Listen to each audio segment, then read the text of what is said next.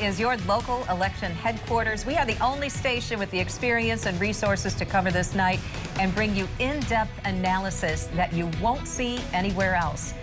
Good evening, everyone. Thank you for joining us. I'm Susan Shaw. And I'm Brian Sterling. Polls close in 2 hours. Here's our team out at polling locations, talking to voters, and political reporter Rick Alvin in studio to walk us through the key counties to watch tonight. We want to begin tonight with News 8's Kyle Mitchell. Kyle, watching some long lines forming at the Kalamazoo City Clerk's office this afternoon. Kyle, what's the status? Brian, take a look at this line. It's going across the entire building of the clerk's office. It goes around the corner and down the ramp. Now, we're told it's taking up to 2 hours to get through this line right now.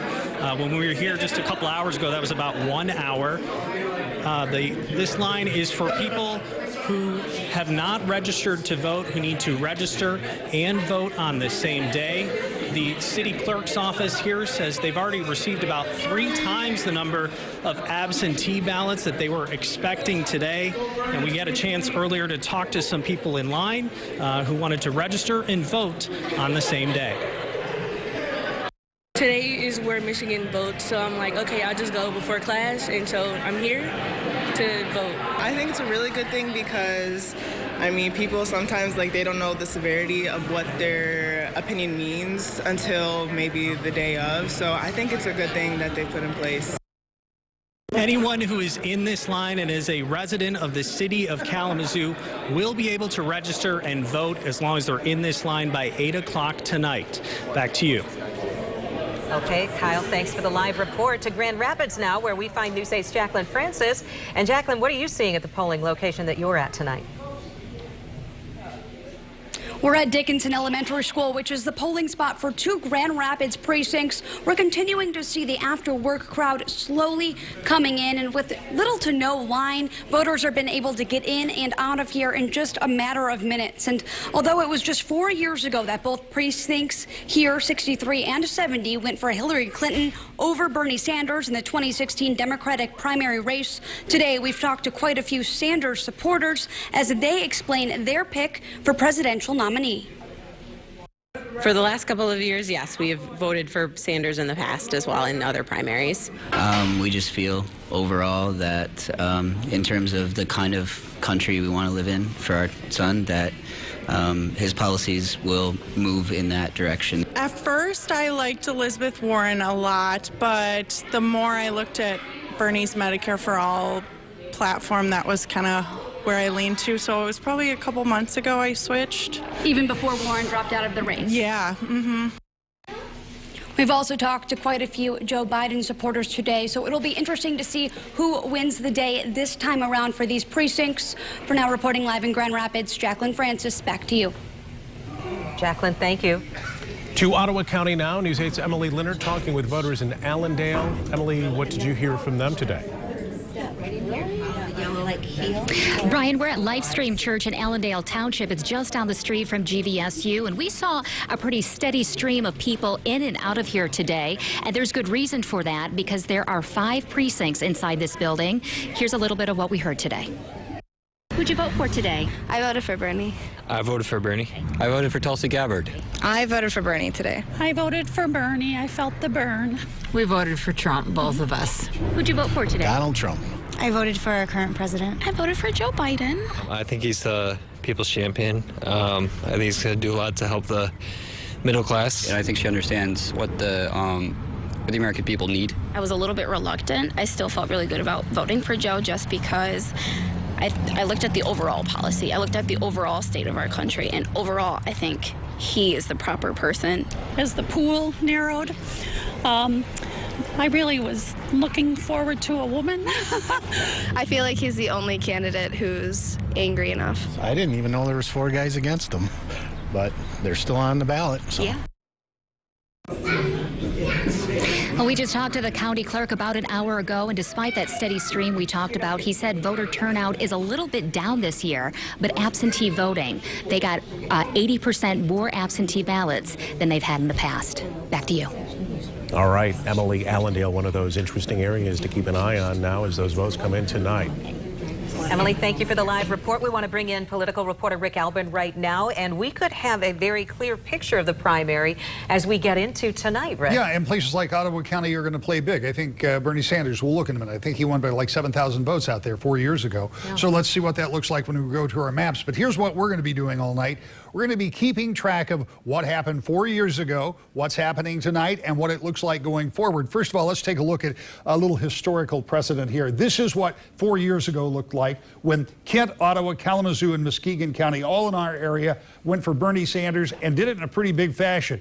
Washtenaw County over in Ann Arbor also going for Senator Sanders. But if you look at the big counties in the southeast, Macomb, Oakland, and Wayne all went for Hillary Clinton. Ultimately, Sanders was successful, but you see where that strength was coming from. So tonight we'll be watching those in many other counties when we go to our interactive map. This map will populate automatically and tell us when the results start coming in. So when we look at the statewide map, we're going to know exactly where votes are coming in, what those votes mean in terms of the historical perspective, and what they mean for tonight. So here's that map. Let's go out, if I can real quickly, try to go out to Ottawa County. And here is Ottawa County. So, nope, that's Oceana. My apologies. So as we move down the lakeshore, we'll get here. There's Ottawa County. Obviously, 0% reporting and nothing in there. But what did that look like in 2016? If you look here, 64-34 in Ottawa County. Now, let's face it, there aren't all the Democratic voters in the world in Ottawa County, but in a primary, every Democratic voter counts. And in a place like Ottawa County, when you get an almost 2-to-1 margin, that's a big deal. So places like that where Sanders won 4 years ago are places we're also going to be looking at very closely to see if that changes with Joe Biden in the race. And finally, what is the big prize? Well, the big prize will ultimately be delegates. So take a look at our delegate map. We've already got this put together. You can see the shading. The states that have already been won by both Biden and Sanders, you see their colors in blue and purple. And then you see the 6 states that we're working on tonight, from Mississippi to Missouri to North Dakota, Idaho, Washington, and then Michigan. And this is the big prize. Michigan is the place that all of these candidates have wanted to win from the beginning. Now it's down to just 2. Bernie Sanders comes in 20 points behind. We talked about it at 5 o'clock. That's much what it looked like 4 years ago. I'm not sure this is the same kind of race, but I do know this. If Joe Biden comes out with a double-digit lead in Michigan, and if he wins 4 of those 5 other states, I think this race becomes very, very narrow, a narrow path for Bernie Sanders. If, on the other hand, Sanders pulls out a surprise like he did 4 years ago, we may be trotting right on into later in March and in April and in May, and this could keep going on. But right now, tonight, Michigan is going to be the place where that's decided. It either more or less ends here, or we give it the green light to go ahead. Right. It'll be the headline, regardless. Absolutely. Sure. All right. Will. Thank you. You bet. Rick, thank you. Both of the candidates have canceled their rallies tonight, by the way. Biden and Sanders were both scheduled to be in Cleveland tonight. Because of coronavirus concerns there, the campaigns canceled those rallies. The Sanders campaign put out a message saying all future events will be evaluated on a case-by-case basis. The Biden camp says it will make announcements about future events in the coming days. Both Bernie and Joe Biden spent the first part of their day in the Detroit area. Former Vice President toured Fiat Chrysler assembly plant to Detroit. What started as a meet and greet turned heated. At one point, a worker confronted Biden about gun rights, and Biden fired back about his Second Amendment stance. Take a listen to this.